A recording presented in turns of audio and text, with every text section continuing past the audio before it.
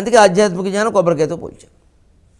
పగలగొట్టావు, మళ్ళీ ముక్కలు తీయాలి, అవి మళ్ళీ నోట్లో వేసి నవలాలే, ద్రాక్ష పండ అరటిపండ.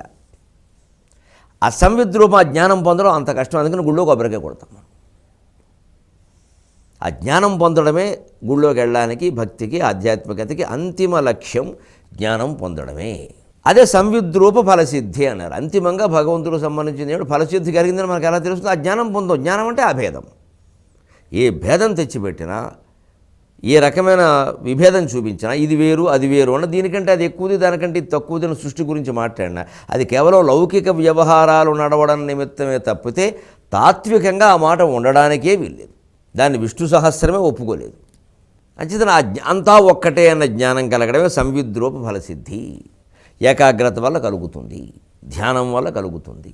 అప్పుడు విభేదాలన్నీ తగ్గిపోతాయి. కేవలం ఎవరినో మనం వ్యతిరేకించినా, విమర్శించినా, విభేదించినా కేవలం వ్యవహారం కోసం. లోకంలో మనకు పని ఉంది, ఆ పనిలో ఉన్నప్పుడు మనం విభేదించాల్సి వస్తుంది. ఒక ప్రధానోపాధ్యాయుడు ఉద్యోగం ఒప్పుకున్న తర్వాత ఉపాధ్యాయులు చేసే పనులని విమర్శగా చూసుకోకపోతే ఎలాగా?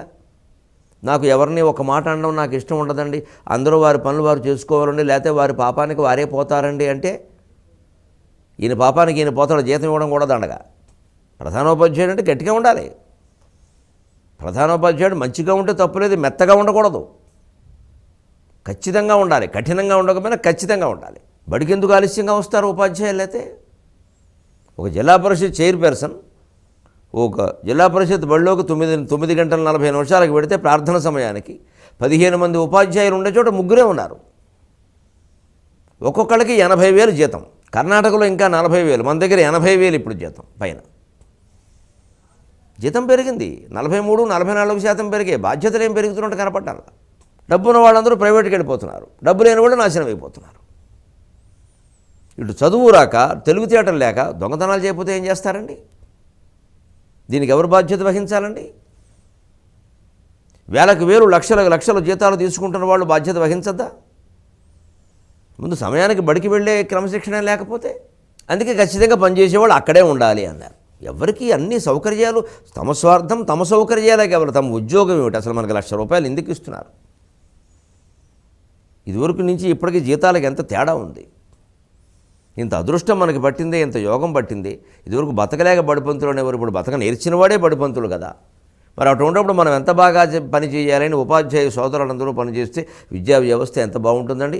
విష్ణుమూర్తి దేవుళ్ళు వారందరూ పనిచేస్తారని కోరుకుందాం. ఈ ఏకత్వ భావన ఏర్పడితే ఈ భేదం ఉండదు. సర్వాది అన్నిటికీ మూల కారణమైన వాడు కాబట్టి ఆయనకి మూలం ఉండాలని ఆశించదు. అందుకే శివుడికి కానీ విష్ణువుకి కానీ తల్లిదండ్రులు ఉండారు. అది వాళ్ళకి లోటు కాదు, గుణం. మనకు ఉండడం పెద్ద విశేషం కాదు. ఊరికే 4 తరాలు చెప్పుకోవడానికి పనికొస్తుంది. అన్నిటికీ మూల కారణమైన వాడికి మూలం ఏమిటని అడగకూడదు. ఇంకా ఈ పదార్థాలు మూలాలకు వెళ్ళిన కొద్దీ ఏదో ఏకకణం, ద్వికణం, ధ్వని, శబ్దం ఏవో వస్తాయి. అన్నిటికీ మూలం అది, దానికి మూలం ఇంకేం ఉండదు. కళకి మూలం ఏమిటో తెలిస్తే ఎక్కడ మొదలవుతుందో కళ, సృష్టి ఎక్కడ మొదలవుతుందో అర్థమవుతుంది. అది తెలుసుకుంటే ఇది తెలుసుకుందాం. నాకు తెలియలేదు, నేను తెలుసుకున్నాక మీరు తెలుసుకుని అప్పుడు మాట్లాడుకుందాం. సర్వాది అచ్యుతక శంకరం శివం అచ్యుతం. అచ్యుతి చ్యుతి లేనివాడు. ఎందుకంటే పుట్టుక ఉంటే చ్యుతి ఉంటుంది. అజహ అని చెప్పాడు కాబట్టి అచ్యుత కూడా ఇక్కడ వచ్చింది. అందుకే కేశవనామాల్లో అచ్యుత, నరసింహ ఆ 2 పక్క పక్కన ఉంటాయి. అంటే అసలైనటువంటి నిర్గుణ స్వరూపం నుంచి చ్యుతి పొందకుండానే నరసింహస్వామిగా ఆవిర్భవించాడు. ఆ చ్యుతి పొందకుండానే అంటే సగుణంలో నిర్గుణం ఉండే అవకాశం ఉంది.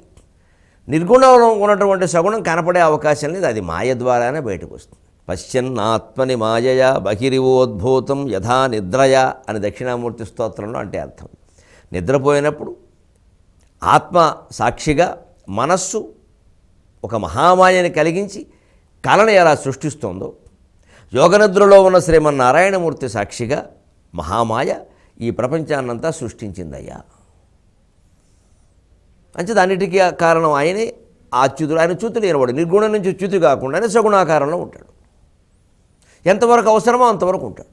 ఎన్ని యుగాలు ఉండాలో అంతవరకు ఉంటాడు, ఎన్ని క్షణాలు ఉండాలో అంతవరకు ఉంటాడు.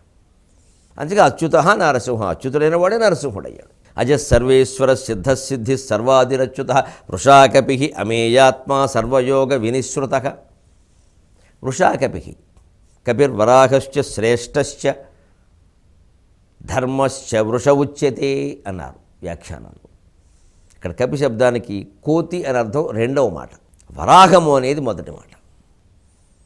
అది కూడా మామూలు కాదు. కపిర్ వరాహశ్చ శ్రేష్ఠశ్చ, శ్రేష్ఠ వరాహం అంటే ఆది వరాహం, సృష్టిని ఉద్ధరించింది. అదే వృషశ్చ ధర్మశ్చ వృష ఉచ్యతే, వృష శబ్దానికి ధర్మం అని అర్థం.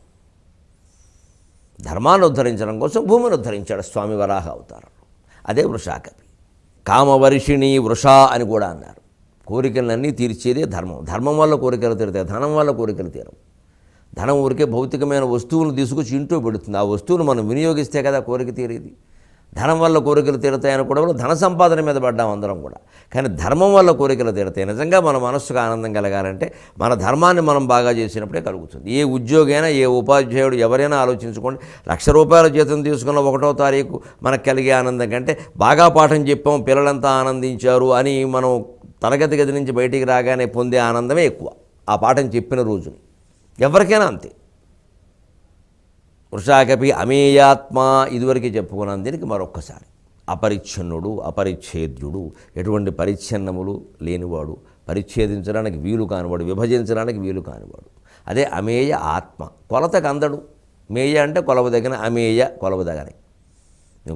ఆకారం ఉంటే కదా కొలతకి. సర్వయోగ వినిశ్రుత, సర్వబంధ వినిర్ముక్తుడు. అన్ని రకాల బంధాల నుంచి విముక్తి పొందాలి అంటే ఒక గొప్ప ఉపాయం ఉంది, ఒక సులభమైన సూక్ష్మమైన ఉపాయం ఉంది. సర్వయోగ వినిశ్రుత. అదేమిటో మనం మళ్ళీ కలవగానే తెలుసుకునే ప్రయత్నం చేద్దాం. అంతవరకు తెలుగులోనే ఉత్తరాలు, చిరునామాలు రాద్దాం.